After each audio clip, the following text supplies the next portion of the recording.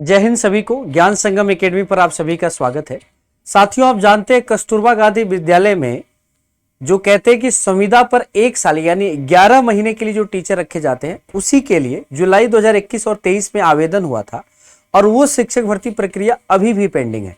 इसके साथ साथ इस वीडियो में हम ये भी जिक्र करेंगे कि किन किन जिलों में कस्तूरबा गांधी शिक्षक अभ्यर्थी यानी कस्तूरबा गांधी में जो शिक्षक भर्ती प्रक्रिया है जारी है और कहां का आवेदन अभी लाइव है। आप जानते हैं एक ऐसा जिला है उत्तर प्रदेश में जहां पर कस्तूरबा गांधी में आप शिक्षक बन सकते हैं। डायरेक्ट हम आपको बताएंगे, इस वीडियो को अंत तक देखिएगा। चलिए साथियों शुरू करते हैं आज के इस वीडियो को। अगर आपके पास बीएड की योग्यता है, टेट का पेपर 2 क्वालिफाई है, अगर आप चाहते हैं कि उत्तर प्रदेश में कस्तूरबा गांधी विद्यालय में पढ़ाना, जिसका अनुभव जो है, जिसका एक्सपीरियंस जो है बाद में काउंट होने वाला है, तो भैया ये आपके लिए बेहद सही प्लेटफॉर्म है, बेहद सही वीडियो है, अंत तक देखिएगा। पहले हम बात करेंगे 2021-23 में आवेदन की जो पेंडिंग में पड़ा हुआ है, ये कहां का मामला है, क्या मामला है। 3 साल में 2 बार आवेदन, शिक्षिकाओं का चयन नहीं। कस्तूरबा गांधी आवासीय बालिका विद्यालयों का मामला, शिक्षक भर्ती को जुलाई 21 व 23 में आवेदन हुआ, पूरी नहीं हुई चयन प्रक्रिया। यह प्रयागराज का मामला है। 3 साल में 2 बार आवेदन के बावजूद जिले के कस्तूरबा गांधी विद्यालय में आवेदन की प्रक्रिया, शिक्षिकाओं के आवेदन की प्रक्रिया पूरी नहीं हो पाई। इसमें कह रहा है कि कस्तूरबा गांधी विद्यालय में पूर्णकालिक शिक्षिका के 36 पद आए थे और अंशकालिक के 20 थे, लेखाकार थे, रसोईया थे और बाकी सारे पद थे। लेकिन 15 जुलाई को ये विज्ञापन जारी हुआ था। इस विज्ञापन को भर्ती को पूरा होने से पहले ये हाईकोर्ट में चला गया, ठीक है। और फिर केंद्र सरकार की गाइडलाइन के अनुसार इन विद्यालयों में केवल महिलाओं की नियुक्ति का आदेश जारी हुआ कि कस्तूरबा गांधी में केवल महिलाएं पढ़ाएंगी। तो उस नियम के आधार पर 20 जुलाई 2023 को 20 कस्तूरबा विद्यालयों के पूर्णकालिक शिक्षिकाओं के 50 और संविदा शिक्षिकाओं के 23 पद और लेखाकार, रसोईया और सभी के पद आए थे। लेकिन अभी भी ये भी पेंडिंग में है, पूरी तरह से ये भी ज्वाइनिंग नहीं हुई है। इस बारे में बीएसए प्रवीण कुमार तिवारी से बात करने पर यह पता चला कि चयन समिति ने कुछ बिंदुओं पर आपत्ति की थी, जिसका समाधान हो चुका है। उम्मीद है इस सप्ताह में चयन पूरा हो जाएगा। चपरासी और रसोईया के लिए ऐसा भी मामला था कि कुछ बीएड वाले स्टूडेंट ने भी इसके लिए अप्लाई कर दिया था। बहुत ज्यादा अप्लाई हुए नहीं थे, 27 और 14 अभ्यर्थियों ने आवेदन किया था। इसमें एक बीएड के अभ्यर्थी भी थे। तो ये इसका बहुत ही रोचक जानकारी थी। लेकिन अगर हम आगे बात करें तो आगे देखिएगा, आप जानते हैं इसके अलावा इस समय एक ऐसी वैकेंसी है जो लाइव भी है। अगर आप कस्तूरबा गांधी से शिक्षक बनना चाहते हैं तो इसके लिए आपके पास एक वैकेंसी है, उसके बारे में हम आज आपको डिटेल में बताएंगे। ये देखिएगा, अगर आपकी भी इच्छा है कि कस्तूरबा गांधी विद्यालय में पढ़ाने की, तो आपके लिए अभी झांसी जिले में ये आवेदन की प्रक्रिया प्रारंभ हो चुकी है।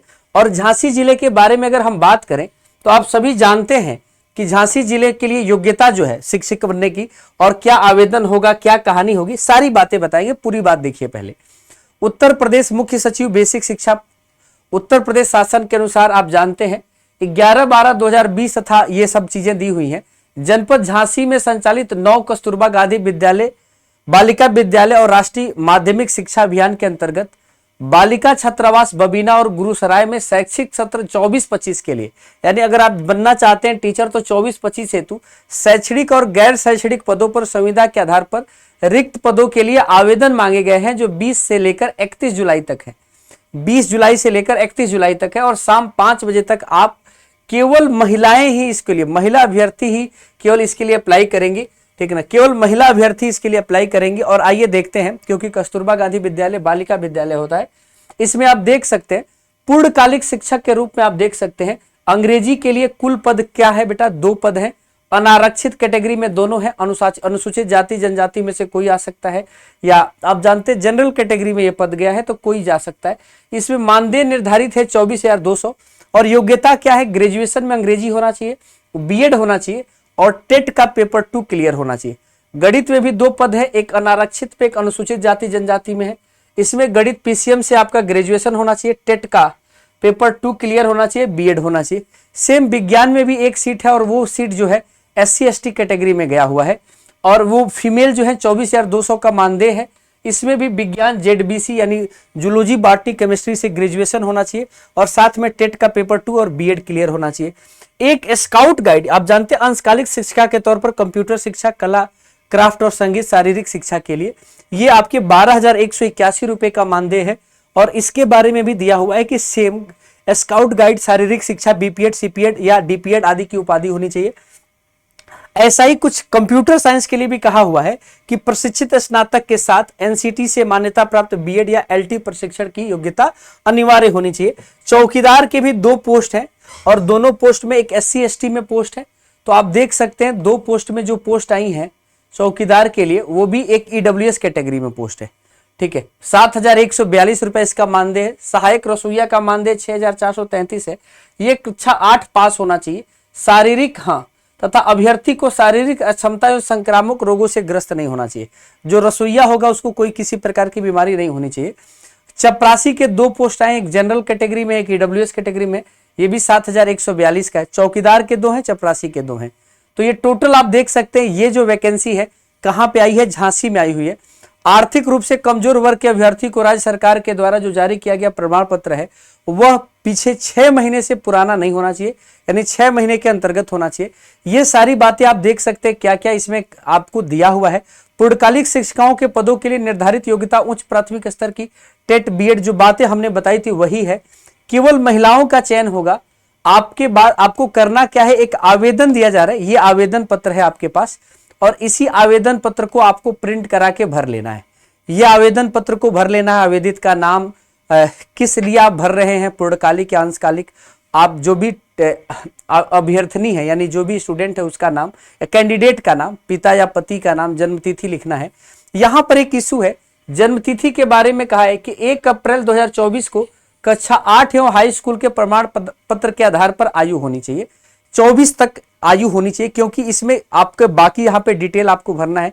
ग्रेजुएशन तक जो जो आपने पास किया उसके अनुक्रमांक, रोल नंबर, कितना नंबर पाया, कितना प्रतिशत पाया, ये सारी बातें, मोबाइल नंबर भर के आपको भेजना है।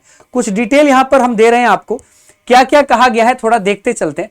आप यहाँ देखेंगे कि आवेदन पत्र में 25 × 10 सेंटीमीटर के 2 लिफाफे होने चाहिए, जिस पर 40 रुपए का 2 डाक टिकट होने चाहिए और आपके घर का एड्रेस होना चाहिए। ठीक है, ऐसे ही आपके कह रहा है कि बेटा और भी चीजें आवेदन के ऊपर, आवेदन जो भरा होना चाहिए उस पर क्या क्या लिखा होना चाहिए, ये सारी बातें, किस जनपद के लिए, किस पद के लिए, ये सारी बातें आपको लिखी होनी चाहिए। ठीक है ना। आपने जो जो डिग्री सर्टिफिकेट आपके पास है उस सबका फोटोकॉपी होनी चाहिए।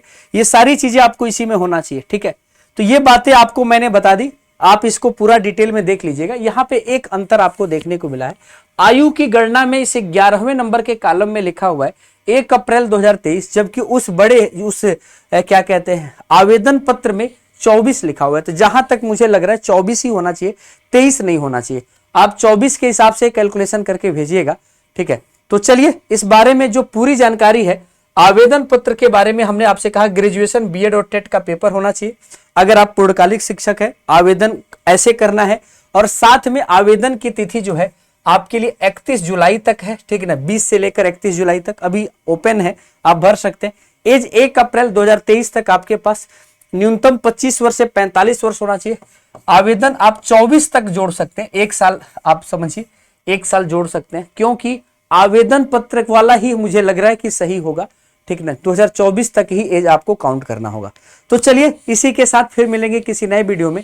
अगर आप भी अंशकालिक या पूर्णकालिक शिक्षक के तौर पर कस्तूरबा गांधी जो बालिका विद्यालय होते हैं उसमें सेवा देना चाहते हैं, तो झांसी जिले में जैसे आया हुआ है इसका आवेदन कर सकते हैं। और अभी जो बेरोजगारी जो है उसका दंश यानी जो शिक्षक का जो आप जानते हैं कि भूमिका आप निभा सकते हैं। चलिए बहुत बहुत धन्यवाद। आपको वीडियो कैसा लगा, जानकारी कैसी लगी, किसी प्रकार का कोई कंफ्यूजन हो तो कमेंट सेक्शन खुला हुआ है, आप इस कमेंट सेक्शन में अपने बात, अपने विचार दे सकते हैं। बहुत बहुत धन्यवाद। जय हिंद सभी को। Thank you so much.